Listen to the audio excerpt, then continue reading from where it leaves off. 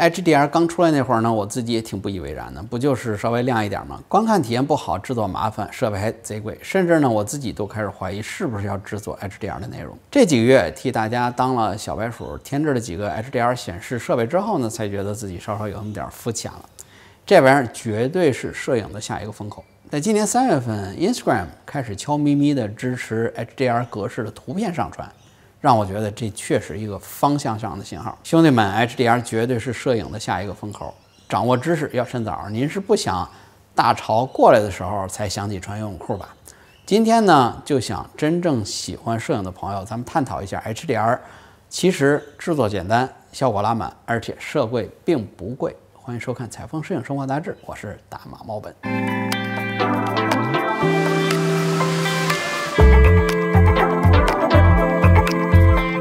索尼的相机配上索尼的电视，原汤化原食。今天咱们说的 HDR 不是那种拍几张曝光不同的照片后期合成，而是说真正提升显示器对于对比度、色彩还有精度的 Display HDR 这个显示设备。所以今天讲的是 HDR 是显示端的 HDR， 比如像什么杜比世界、DR10和DR10 Plus 这些。我觉得HDR 真正的优点，很多人并没有讲明白，导致观望的人对于 HDR 的认知只是说亮有多少尼特。为什么有些人看了之后会觉得爽爆，有些人觉得不好看，甚至没必要？对，说说我自己的看法。HDR 的误区不好看，没觉得好在哪儿？我觉得 HDR 的画面越大的屏幕上看就越有意义，才能从视觉上感知彻底的愉悦。这个道理非常简单，就是一个很亮但是很小的屏幕。那它不就是个灯泡吗？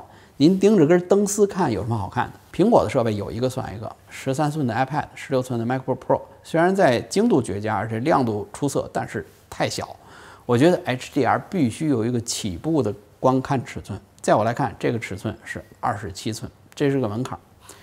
人眼呢，对于光线的敏感，我觉得远高于对于色彩和分辨率的敏感。人对于光线的敏感是出于本能，肉眼能够感知轻微的光线的变化，照射在物体上反光还有细微的差别，我们就能够判断食物是否新鲜。通过观察物体表面的反射，就能察觉到物体的它的质感是什么，对，它的表现是粗糙还是光滑，踩上去是不是安全。人们呢还能够依据光线的强烈的暗度的这个差异，拉开窗帘看一看。今天是不是决定要不要穿秋裤？虽然都是晴天，但是夏天那种响晴，还有冬天那种阳光有气无力的晴天，就这么一点细微的光线的差异，让我们判断出环境温度的不同。所以呢，大自然的进化让人类的眼睛对于光线是异常敏感的。光线比色彩更高级，这事儿绝对不接受反驳。黑白摄影没有颜色依然能够成立，对不对？HDR 就是充分了适应人类对于光线敏感的这种习性。我记得在1990几年的时候，那时候各个地方的摄影协会开这个年会，最精彩的环节就是最后的幻灯片这个播放的环节。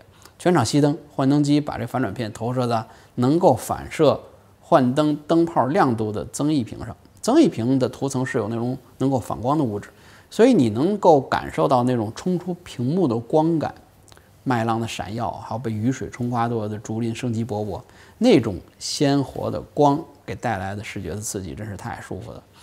高亮的投影屏上，每闪过一张照片，观众席里边就传来窃窃私语：“我操，真牛逼！”就这种感叹。拍照片的、看照片的，那真是比喝了还高兴。但是呢，后来的数字摄影的普及，大家都开始电脑的荧光屏上、显示器上看这些照片。你听这词儿，荧光屏。注定它就是只有那么一点点的亮度。到了后来呢，有自主发光的这个背光的 LCD， 但是显示器最大亮度也只是有200到300尼特。尼特到底有多亮，我就不解释了。我给大家一个更直观的这个描述吧。你看啊，咱们用的显示器200到300尼特，它的对比度大概会是在1000到2000比1，咱们取一个比较保守的数字，就1000比1吧。也就是亮度最亮的地方比最暗的地方差别是1000倍。咱们用摄影师都能听懂的话给您形容一下，就是曝光差了多少？你看啊，1000、500、250、125、60、30、15、8、4、2、1， 10档。这还是理论上讲。根据 SDR 显示器上厂商的技术资料，他们声称实际的显示的范围只有5到6档左右。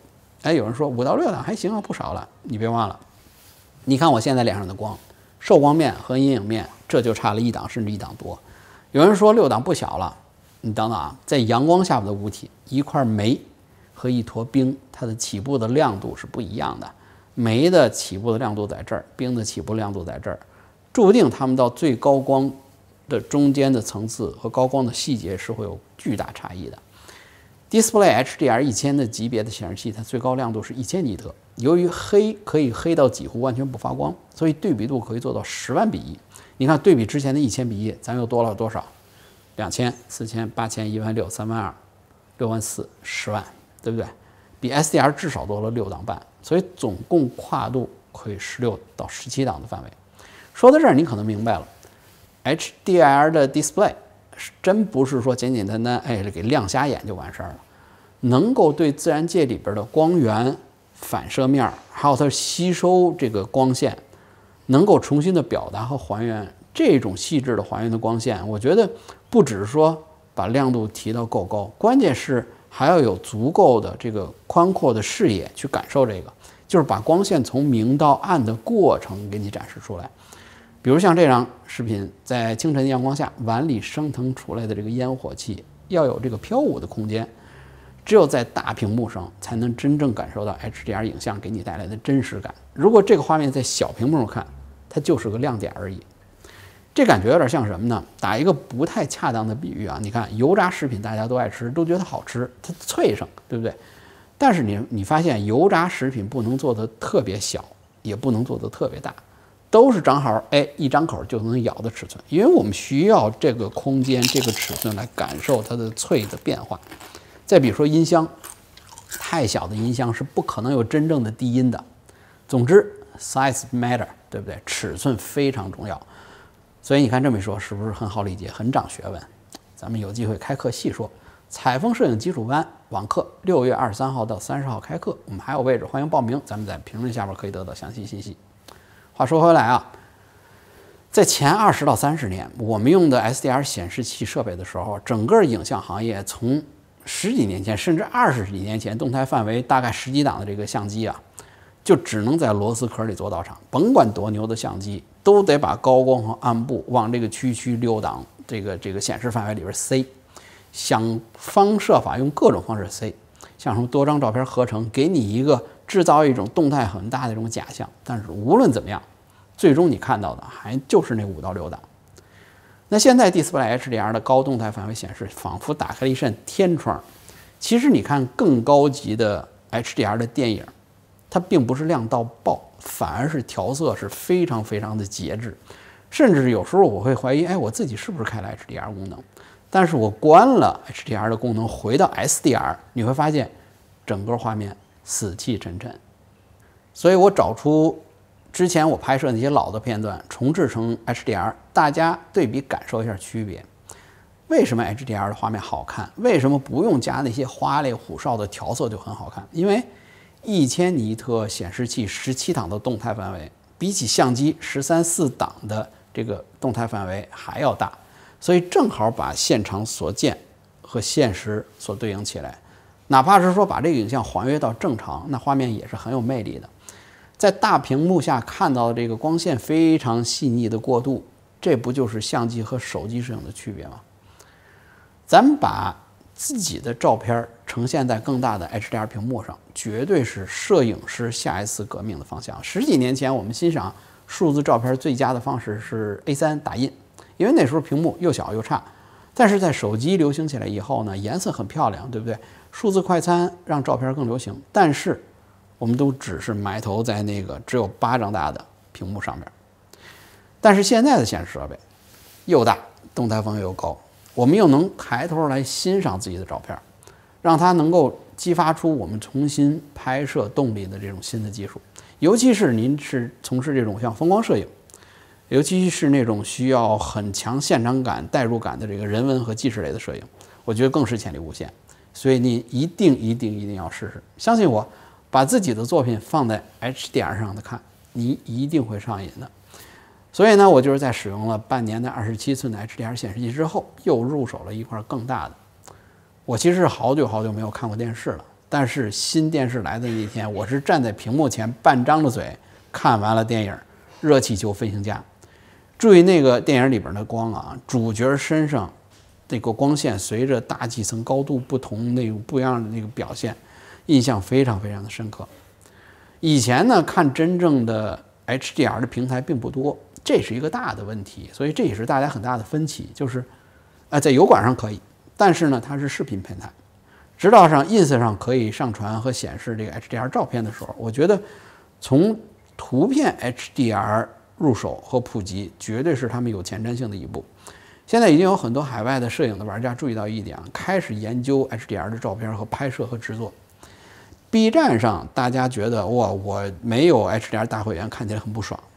B 站上的色彩跟油管上的色彩完全不是一回事。B 站上 SDR 抱怨，大家都觉得 SDR 的下变换颜色怪，但是油管上很少有这样的反应。所以呢，在 B 站上做 HDR 费力不讨好，我非常理解，也认同。还有人说，我 4K 都发展这么多年了，我们还是在看高清，那 HDR 到底有没有必要？如果现在让我在 4K 的标准动态范围和 1080p 的 HDR 高动态范围画面选择的话，我绝对选择哪怕像素低一点，但是是 HDR。再回到我之前的理论，就是我对于分辨率的要求并没有那么高，但是对于光线的感知会更明显。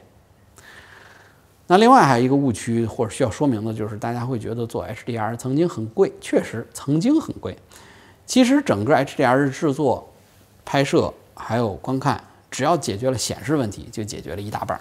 贵就贵在显示器上了。你看，重要的条件，拍摄、制作还有观看平台。拍摄这部分，拍摄 HDR 的内容其实并不需要额外的支出成本。任何一台能够记录 RAW 格式的相机，哪怕是10几年前的5D3甚至5D2都可以。视频就更甭提了，人均 RED， 对不对 ？B 站上人均 RED 能够拍 S-Log3 的 A7S3， 还有像能够拍 D-Log Mavic， 能够拍这个 D-Log 的这个 Pocket 3，再不济就是 iPhone 12以后的机型，都给 HDR 的拍摄扫平了这个道路上的障碍。以前能够支持 Display HDR 的显示器，像苹果的 Pro Display XDR， 我靠，那是真贵啊！$1000就能买个支架，屏幕6000刀，小4万块。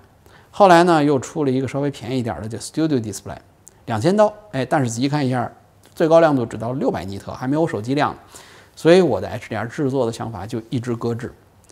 结果你猜怎么着？还是这帮臭打游戏的改变了世界。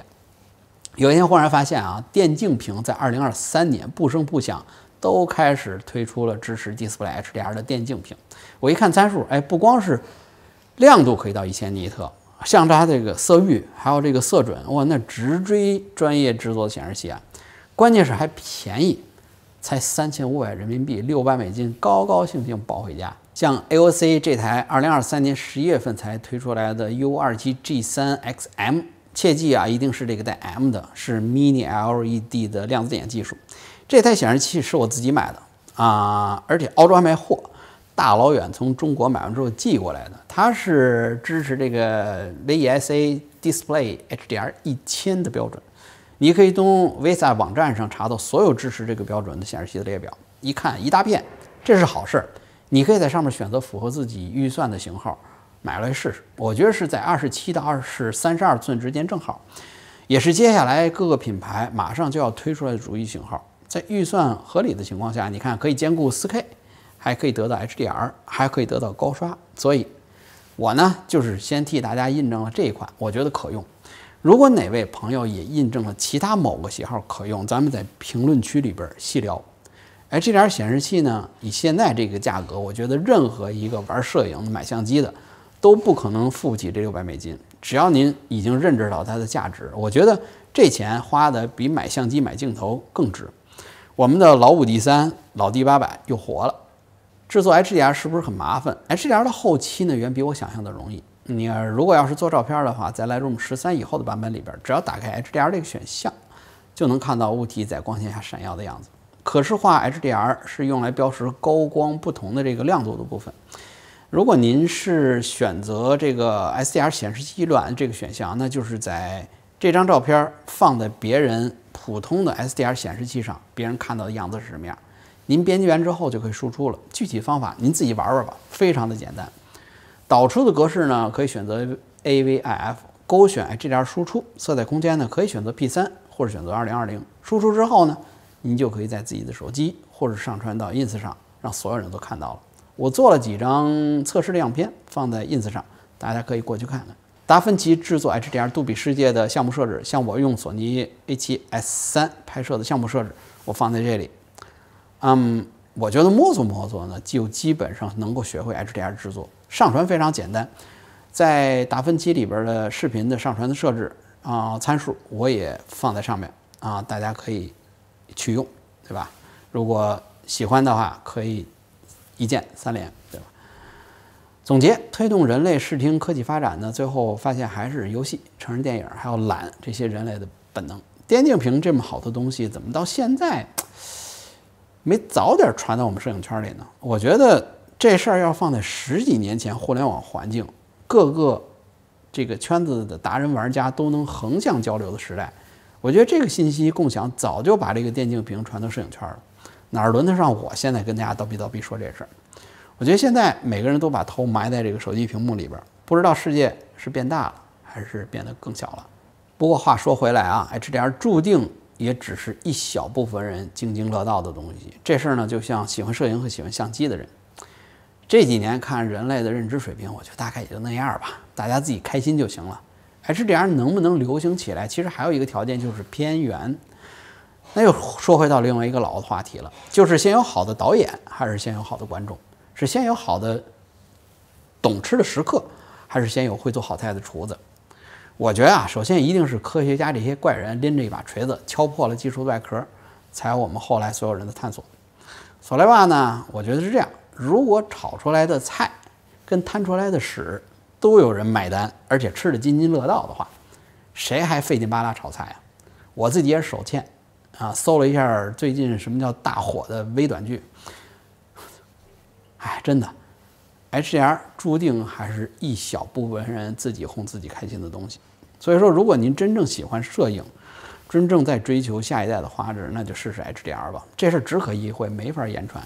有机会呢，希望能跟您一起交流。好了，感谢收看本期的节目，我是大毛毛本，咱们下期再见。